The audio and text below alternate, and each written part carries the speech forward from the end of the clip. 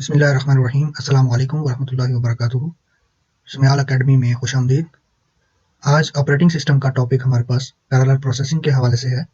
तो आज की इस वीडियो में हम लोग डिस्कस करने वाले हैं मल्टी प्रोसेसिंग या पैरेलल प्रोसेसिंग के हवाले से। तो चलिए स्टार्ट करते हैं।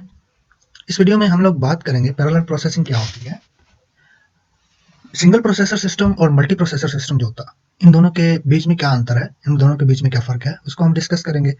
और फिर हम डिस्कस करेंगे कि मल्टी प्रोसेसर जो है एक सिस्टम के अंदर कैसे काम करते हैं। इसके अलावा मल्टी प्रोसेसिंग के रेलेवेंट चीज़ें डिस्कस की जाएंगी। 6 स्टेप मल्टी प्रोसेसिंग की एक एग्जांपल है हमारे पास, तो उसको डिस्कस किया जाएगा। सो मूव करते हैं नेक्स्ट। तो सबसे पहले डिफाइन करते हैं कि मल्टी प्रोसेसिंग सिस्टम है क्या चीज़। ठीक है, तो मल्टी प्रोसेसिंग सिस्टम एक ऐसा सिस्टम होता है जिसके अंदर दो या दो से ज़्यादा प्रोसेसर एक ही वक्त में एक ही सिस्टम के अंदर काम कर रहे होते हैं। यानी कि हमारा जो सिस्टम है उसके अंदर एक से ज़्यादा प्रोसेसर एक ही वक्त में ऑपरेट कर रहे होते हैं। हम कह सकते हैं कि हम जो प्रोग्राम एग्जीक्यूट कर रहे हैं या जो इंस्ट्रक्शंस हमने कंप्यूटर को दी हैं या सिस्टम में इनकी हैं, वो हमारी इंस्ट्रक्शंस एक ही वक्त में सिमिल्टेनियसली दो या दो से ज़्यादा सीपीयूज पे एग्जीक्यूट हो रही होंगी। तो इससे आप अंदाज़ा लगा सकते हैं कि आपकी वो इंस्ट्रक्शन का सेट जो आपने एज ए इनपुट सिस्टम को दिया, वो जहाँ पहले एक प्रोसेसर पे प्रोसेस होता था, अब वो मल्टी प्रोसेसर्स पे एक ही वक्त में प्रोसेस हो रहा है। तो मतलब आपका काम जो है वो जल्दी और तेजी से होगा। इसे हम मल्टी प्रोसेसिंग बोलते हैं। मल्टी प्रोसेसिंग सिस्टम में एक से ज़्यादा प्रोसेसर्स होते हैं, तो हम लोग कह सकते हैं कि यहाँ हमारे पास जो सिस्टम है उसके अंदर 5 प्रोसेसर्स इंस्टॉल हैं। ये 5 प्रोसेसर्स एक दूसरे के रिलेटेड वर्क भी कर सकते हैं, यानी कि एक ही प्रोजेक्ट है या एक ही प्रोग्राम है जिसके पार्ट्स बना के हमने वर्क सेट बना के वो अलग अलग प्रोसेसर्स को अलग अलग वर्क सेट जो है एक ही प्रोग्राम का हमने प्रोसेस करने के लिए दिया है। तो इसी सूरत हाल में प्रोसेसर जो है आपस में कम्युनिकेट करके इंटरेक्शन करके उस प्रोग्राम को एक ही वक्त में प्रोसेस करने के बाद हमें उसकी आउटपुट या रिजल्ट दिखाते हैं। और समटाइम ऐसा भी होता है कि ये सारे प्रोसेसर सेपरेट सेपरेट प्रोग्राम या इंस्ट्रक्शन सेट पे काम कर रहे होते हैं, तो इनका काम एक दूसरे पे डिपेंडेंट नहीं होता, तो इन्हें एक इंटरेक्शन की जरूरत नहीं होती। तो मतलब हम कह सकते हैं कि इनका काम इनके दरमियान में डिपेंडेंट भी हो सकता है और वो इंडिपेंडेंटली भी वर्क कर सकते हैं। प्रोसेसर मैनेजर के हवाले से अगर बात की जाए तो सिंगल प्रोसेसर सिस्टम के अंदर हमारा प्रोसेसर मैनेजर जो था वो बेसिकली उस प्रोसेसर के हवाले से जॉब्स को स्केड्यूल करता था, फिर उनको सीपीयू एलोकेट करता था और फिर उनसे सीपीयू डी एलोकेट करता था। लेकिन यहाँ पे प्रोसेसर मैनेजर को एक प्रोसेसर मैनेज नहीं करना, यहाँ पे उसको मल्टीपल प्रोसेसर्स की एक्टिविटीज को देखना है। सो हम लोग कह सकते हैं कि यहाँ पे प्रोसेसर मैनेजर को कोऑर्डिनेट करना पड़ता है एक्टिविटीज, हर प्रोसेसर की एक्टिविटीज के साथ। यानी कि कौन सा प्रोसेसर क्या एक्टिविटी कर रहा है, किस प्रोसेसर को मैंने क्या जॉब एलोकेट की है और कब कौन सा प्रोसेसर फ्री होने वाला है और कब मैंने नेक्स्ट जॉब किस प्रोसेसर को एलोकेट करनी है। इसी तरह प्रोसेसर मैनेजर ने सिंक्रोनाइज करना होता है सीपीयू की आपस की इंटरेक्शन को, कि सीपीयू या प्रोसेसर आपस में इंटरेक्शन कैसे करेंगे उसको सिंक्रोनाइज करना होता है, ताकि वो एक प्रॉपर रिजल्ट जो है एक ऑर्डर में प्रिंट कर सके। फॉर एग्जाम्पल P1 प्रोसेसर के पास एक वर्किंग सेट है जो कि डेटा फेचिंग और उसको प्योरीफाई करने के हवाले से है, तो उसकी जो आउटपुट या रिजल्ट आएगा उसके साथ ही प्रोसेसर 2 का जो वर्क सेट है उस पे काम किया जाएगा और प्रोसेसर 2 के जो आउटपुट्स होंगे वो ये बाद के जो प्रोसेसर्स हैं, ये पाइपलाइनिंग के कंसेप्ट को इस्तेमाल करते हुए ये प्रोसेसर्स भी क्या करेंगे, उस वर्क को परफॉर्म करेंगे। तो हम कहते हैं कि इन प्रोसेसर्स के जब ये वर्क एक जैसा परफॉर्म कर रहे हो या एक दूसरे पर डिपेंडेंट जो वर्क है उसको परफॉर्म कर रहे हो, तो वहां पे सिंक्रोनाइजेशन जो है वो बहुत इंपॉर्टेंट है। सो हम कह सकते हैं कि प्रोसेसर मैनेजर जो है उसको सिंक्रोनाइजेशन भी मैनेज करना होती है मल्टी प्रोसेसिंग सिस्टम में। मल्टी प्रोसेसिंग सिस्टम के फायदे क्या हैं और ये इसमें हमें क्या बेनिफिट मिलता है इंस्ट्रक्शन को प्रोसेस करने के हवाले से, तो हम कह सकते हैं कि यहाँ पे इंस्ट्रक्शन से प्रोसेस करने के डिफरेंट मेथड्स हैं। For example single processor system में हमारे पास क्या था कि मल्टीपल जॉब्स आती थी तो हम उन्हें क्यूज में लगा देते थे और एक वक्त में एक जॉब एग्जीक्यूट होती थी। लेकिन यहाँ पे हम एक ही वक्त में हर प्रोसेसर को इंडिविजुअल जॉब असाइन कर सकते हैं, यानी कि यहाँ पे अगर 5 प्रोसेसर है हमारे पास तो हम एक वक्त में 5 जॉब्स को एग्जीक्यूट करवा सकते हैं। हम एक सीपीयू को कंप्लीट जॉब या प्रोग्राम एलोकेट कर सकते हैं। सीपीयू को हम एक जॉब के जो वर्किंग सेट बनाए हैं, हमने उसके पार्ट्स बनाए हैं, एक जॉब को डिवाइड किया वर्किंग सेट्स में, तो हम एक एक वर्किंग सेट भी यहाँ पे हर प्रोसेसर को एलोकेट कर सकते हैं।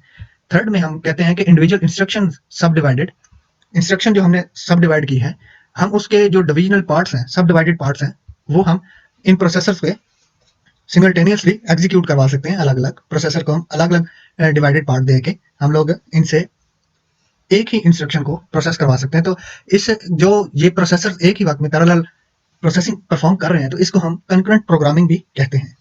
कंकरेंट मीन कंप्यूटर साइंस में ये वर्ड जो है पैरेलल के इक्वली हम यूज करते हैं कि जब पैरेलल में दो प्रोग्राम्स एग्जीक्यूट हो रहे हैं तो हम कहते हैं कि कंकरेंटली दो प्रोग्राम एग्जीक्यूट हो रहे हैं। मल्टी प्रोसेसिंग सिस्टम में हमें चैलेंजेस या इश्यूज भी आते हैं। तो जो दो मेजर चैलेंजेस हमें यहाँ पे फेस करने पड़ते हैं वो ये है कि एक तो है कि कनेक्टिंग प्रोसेसर्स इनटू कॉन्फ़िगरेशंस। अब अलग-अलग आर्किटेक्ट्स होते हैं कंप्यूटर्स के, ठीक है? उनके अंदर प्रोसेसर फिट करने के कॉन्फ़िगरेशन जो है वो अलग-अलग तरीके के बने होते हैं। तो उनमें हमने मल्टी प्रोसेसिंग सिस्टम को किस तरह इंस्टॉल करना है, मल्टी प्रोसेसर्स किस तरह इंस्टॉल करने हैं, तो बेसिकली वो एक चैलेंज होता है। इसी तरह हमें प्रोसेसर्स आपस में इंटरैक्शन कैसे करेंगे, उनकी इंटरैक्शन कैसे पॉसिबल बनानी है हमने, उसको भी हमने एक देखना होता है और ये खुद में एक बहुत बड़ा चैलेंज है, जो कि हमें मल्टी प्रोसेसिंग सिस्टम में देखना पड़ता है। तो हम लोग देखते हैं कि एक एग्जांपल के थ्रू कि हम जो ये मल्टीपल प्रोसेसर्स हैं इन पे एक जॉब को हम किस तरह एग्जीक्यूट करवाते हैं और उनके दरम्यान में सिंक्रोनाइजेशन किस तरह परफॉर्म होती। तो हमारे पास जो एग्जांपल है यहाँ पे उसे हम 6 स्टेप इंफॉर्मेशन रिट्रीवल सिस्टम बोलते हैं और यहाँ पे सिंक्रोनाइजेशन के हवाले से बेसिकली बात की गई कि प्रोसेसर्स आपस में सिंक्रोनाइज कैसे होते हैं। तो यहाँ पे हमारे पास प्रोसेसर 1 है। लेट अस सपोज हमारे पास एक फूड कॉर्नर है जिसके ऊपर एक क्या है कि ऑर्डर कलेक्टर बैठा है जिसके पास जाके आपने ऑर्डर सबमिट करवाया, उसे हम बोलते हैं कि प्रोसेसर 1 है। वो क्या करेगा, प्रोसेसर 1 क्या करेगा, आपका ऑर्डर रिसीव करेगा, accept the query, checks for error, passes the request on to the receiver side।